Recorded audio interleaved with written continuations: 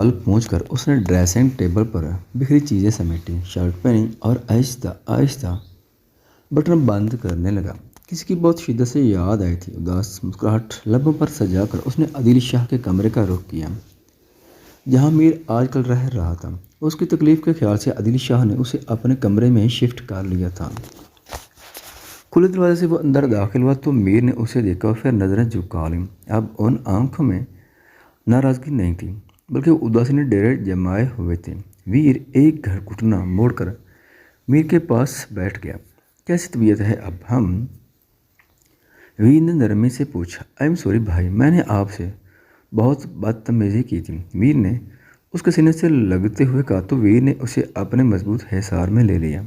It's okay, मैं नाराज़ नहीं हूँ। डॉक्टर ने क्या कहा है? कब तक जख्म ठीक होंगे? उसे अपने आप से अलग करते हुए पूछा।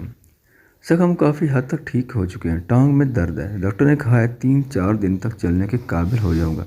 आई सी। इतने में आदिल शाह कमरे में दाखिल हुए। वीर को पहले से बेहतर देखकर उन्हें दिली सुकून पहुंचा। फिर अचानक उन्हें लॉर्ड साहब का ख्याल आया। वीर, रहम कहाँ है? वीर का दिमाग भाग से उड़ गया। अपने एक फुट पीस को तो वो कमरे में ही भूल गया था। बगैर कोई जवाब दिए वो अपने कमरे की तरफ दौड़ा। तेज सी सीढ़ियाँ अबूर करते उसे ज़बरदस्त ठोकर लगी। बमुश्किल गिरने से संभलते वो जल्दी से कमरे में पहुंचा और द लॉर्ड साहब बेड पर उल्टे लेटे खिलखिला रहे थे। वीर होनक बने उसे देखने लगा, जिसमें किसी हंसती जिन की रूह आ गई थी। 1 फुट में कोई चीज़ वेस्ट तो नहीं आ गई? उसने बेख्तियार सोचा। फिर अपनी सोच पर लानत बेचती उसने आराम से उसे उठाया और अपने सीने से लगा लिया। रैम ने खिलखिलाकर उसकी गर्दन में मुंह छुपा लिया। वीर उसे दीवानावार चूमने लगा। मेरा 1 फुट, मेरा चैंप। वीर ने प्यार से उसे पुकारा तो रहम ने रोने के लिए मुन्ने से होंठ फैला लिए। नहीं नहीं, हश हश, सॉरी यार, मैंने तो ऐसे ही बोल दिया, लेकिन अब देर हो चुकी थी। लॉर्ड साहब ने वो रोना शुरू किया कि वीर गड़बड़ा गया। वो उसको हाथ मिले पूरे कमरे में चक्कर लगाने लगा, कभी यहाँ से वहाँ और कभी वहाँ से यहाँ। अरे यार बस कर दे मेरे बाप, वीर ने रुआन सा होकर कहा। लेकिन वो तो जैसे शर्त लगाकर रोया था। लॉर्ड साहब के सुरीले रागों की ताब न लाते हुए आदिल शाह फौरन कमरे में दाखिल हुए, लेकिन वीर की हालत देखकर उनकी हंसी छूट गई। क्या हुआ? इतना क्यों रो रहा है हमारा शेर? ये तो आप अपने शेर से खुद ही पूछ लें। वीर ने आजिज़ आकर कहा। तुमने उसका डायपर चेक किया? जवाबन वीर ने सदमे से उन्हें देखा। मैं अब ये काम करूँगा तो क्या साथ वाली पड़ोसन आकर करेगी? उन्होंने खास तौर पर उस पड़ोसन का हवाला दिया जिससे वीर बहुत चिढ़ता था। लाहौल वला कुव्वा था। वीर का चेहरा ऐसे हो गया जैसे किसी ने कड़वा बादाम उसके मुंह में डाल दिया हो। नहीं कहते हो तो बुला लेता हूँ, आदिल शाह ने शरारत से कहा। ज़रूरत नहीं, मैं खुद ही कुछ कर लूँगा। समझने वाले अंदाज में सर हिलाकर आदिल शाह ये जा वो जा। रहम की मुझसे सर रे से तंग आकर वीर ने गुस्से से उससे घूरा तो वो और ज़्यादा रोने लगा। वीर ने मेसने से शक्ल बनाई। सॉरी सॉरी मेरा बेबी, बस चुप चुप। वीर उसे बेड पर लेटाकर उसका डायपर उतारा तो ये देखकर उसे तसल्ली हुई कि लॉर्ड साहब ने कोई कसब नहीं किया था।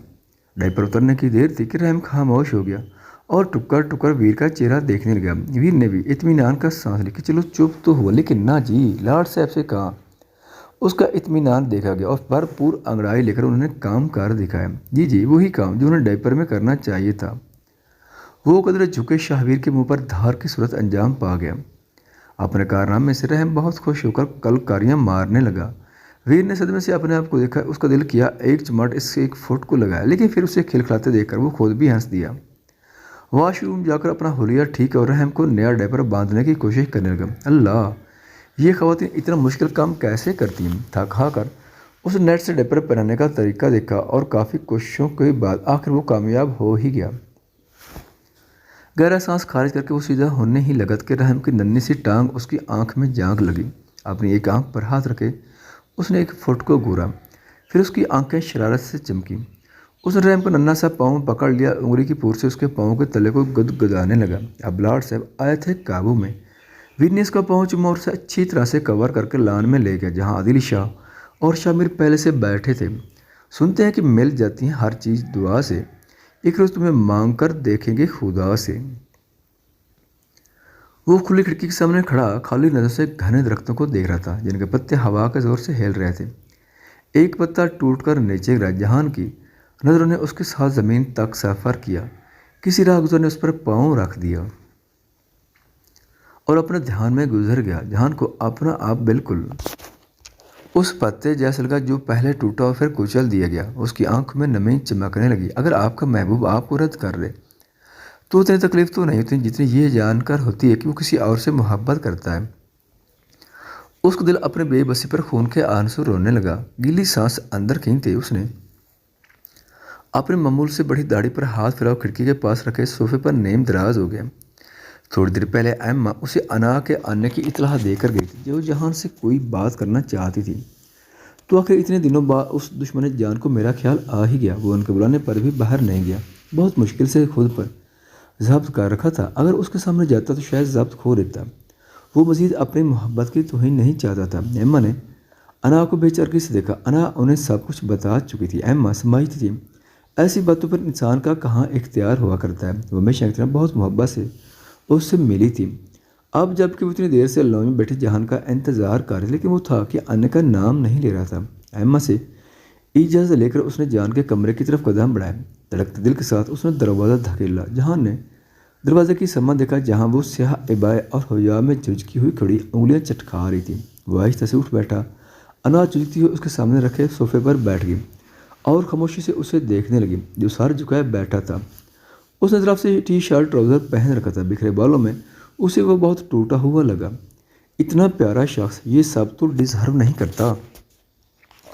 उसने उदासी से सोचा, मैं आपसे माफ़ी मांगना चाहती थी। अटक अटक कर उसने कहना शुरू किया, मुझे आपसे इस तरह बात नहीं करनी चाहिए थी। मैंने आपको थप्पड़ मार दिया। मुझे बहुत बुरा लगता है। अभी तक मैं आपको दिल नहीं दुखाना चाहती, लेकिन मैं क्या करूं? ऐसा कुछ भी मुमकिन नहीं।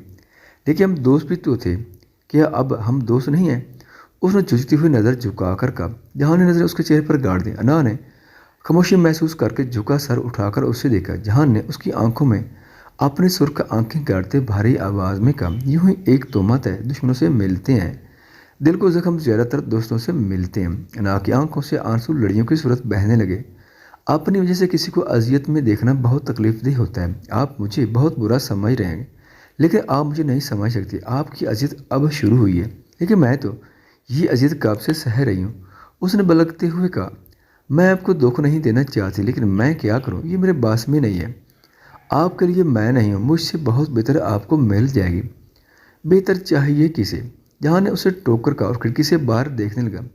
हो उसको तो मुझे मुआफ़ कर दे। मैं चाहती थी हम पहले की तरह दोस्त बन, लेकिन अब कुछ भी नहीं होगा। अपने आंसू पूछ कर वो कमरे से निकलती चली गई। जहाँ ने उसे रोते देखकर ज़ोर से दीवार पर मुक्का मारा। मैं उसे कैसे रुला सकता हूँ? अपनी मोहब्बत के सिवा कोई ऐसा कैसे करता है?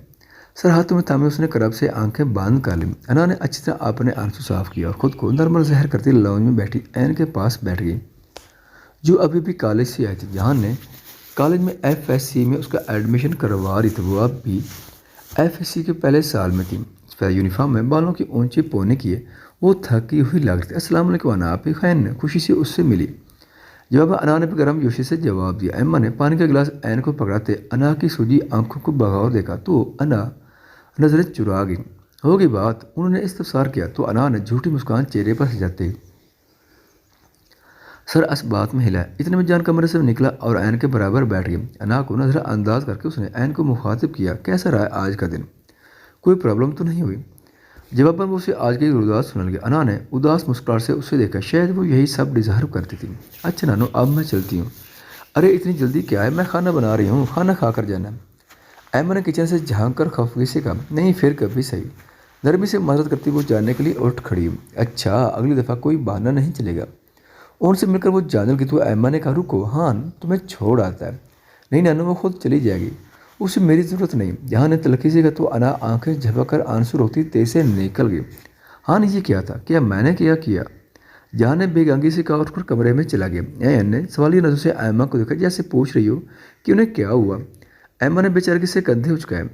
रात का वक्त था। हिना और वकार सोने जा चुके थे। अना पानी का जग लेने किचन में आई तो उठा की जोरदार आवाज़ गूंजी। एक पाल के जैसे उसकी जान ही निकल गई। उसने लाइट ऑफ की और जल्दी से अपने कमरे में आकर दरवाज़ा बंद कर दिया। बाहर तूफानी बारिश हो रही थी। वक्फे से बादल खौफनाक आवाज़ से गरजते। अना ने ज़ोर से बजती खिड़की को जल्दी से बंद किया। बारिश की कुछ बूंदें उसके चेहरे पर गिरी। اسے بارش بہت زیادہ پسند تھی، لیکن رات کے اس پہر اتنی تیز بارش نے اسے خوفزدہ کر دیا۔ جلدی سے کمرے کا چھوٹا بلب جلا کر اس نے لائٹ بند کی اور چادر تان کر لیٹ گئی، آیات کا ورد کر کے اپنے اوپر پھونک ماری۔ جب سے وہ ڈرنے لگی تھی اس نے معمول بنا لی تھے، وہ روز سونے سے پہلے کچھ قرآنی صورتیں اور آیات پڑھتی۔ وہ گہری نیند میں سو رہی تھی کہ اچانک اس کی آنکھ کھل گئی۔ اس نے وقت دیکھا تو گھڑی رات کے 2 بجا رہی تھی۔ آج پھر پورے 2 بجے اس کی آنکھ کھل گئی۔ ایسا پچھلے کئی دنوں سے ہو رہا تھا۔ نیند اس کی آنکھوں سے ایسے اڑ گئی جیسے دوبارہ کبھی آئے گی ہی نہیں۔ اب وہ پہلے اتنا ڈرتی نہیں تھی، وہ ان عجیب آوازوں کی عادی ہوتی جا رہی تھی۔ کبھی ایسی آواز اٹھتی جیسے کوئی سیڑھیاں چڑھ رہا ہو، کبھی زور سے کچھ بجانے کی آواز آتی۔ ایسا تب ہوتا جب وہ جاگنے کے بعد دوبارہ سونے کی کوشش کرتی تو وہ آواز اسے پھر سے جگا رہی تھی۔ ایسا لگتا کہ کوئی چاہتا تھا کہ وہ رات کے اس پہر جاگتی رہے۔ اس سب میں وہ اندر سے عجیب بے حس ہو گئی۔ درد، تکلیف، خوف، بے رخی، دھوکہ، سب کیا کچھ نہیں تھا جو وہ سہہ چکی تھی۔ اتنا سہنے کے بعد انسان اندر سے مضبوط اور بے حس ہو جاتا ہے، اور وہ اکثر اپنے آپ سے کہتی کہ وہ ڈھیٹ ہو گئی ہے۔ رات کے اس پر جب سب نیند کی وادی میں گم ہوتے تھے، کون تھا اس کے ساتھ؟ کوئی بھی تو نہیں تھا اس کے پاس۔ جب وہ خوف سے راتوں کو روتی تھی، بس ایک اللہ تھا جو ہر پل اس کے ساتھ تھا۔ خوف میں اسے حوصلہ دیتا، اس کے دل کو سکون دیتا۔ اب وہ بس اللہ پر یقین کرنے لگی تھی، پہلے سے کہیں زیادہ۔ راتوں کو اپنے آپ کو کھوجتی رہتی اور اللہ سے باتیں کرتی۔ وہ اکثر سوچتی کہ ایک ہی وقت پر کیوں اس کی آنکھ کھلتی، کچھ بھی تو بلا وجہ نہیں ہوتا۔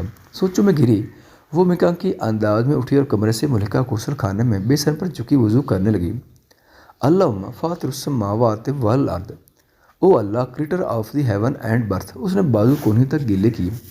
عالم الغیب و شہادت، نور of the in scene and سین۔ اب وہ جھکی اپنے پیروں پر پانی ڈال رہی تھی۔ اشہد اللہ الہ الا اللہ، I bear witness that none is worthy of worship except you. اب وہ گلے چہرے کو خشک کر رہی تھی۔ وحدہ لا شریک لہ، ہی ہیز نو پارٹنر۔ اب وہ طے کیا جائے نماز کھول کر بچھا رہی تھی۔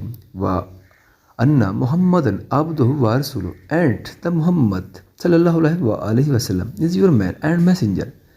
تہجد کی نیت کر کے اس نے ہاتھ سینے پر باندھے۔ اعوذ بک من شر نفس ومن شر شیطان، I seek refuge in you from the evil of my soul and from the evil from his helpers۔ اب وہ سجدہ کر رہی تھی، اور بے شک اللہ جسے چاہتا ہے توفیق دیتا ہے۔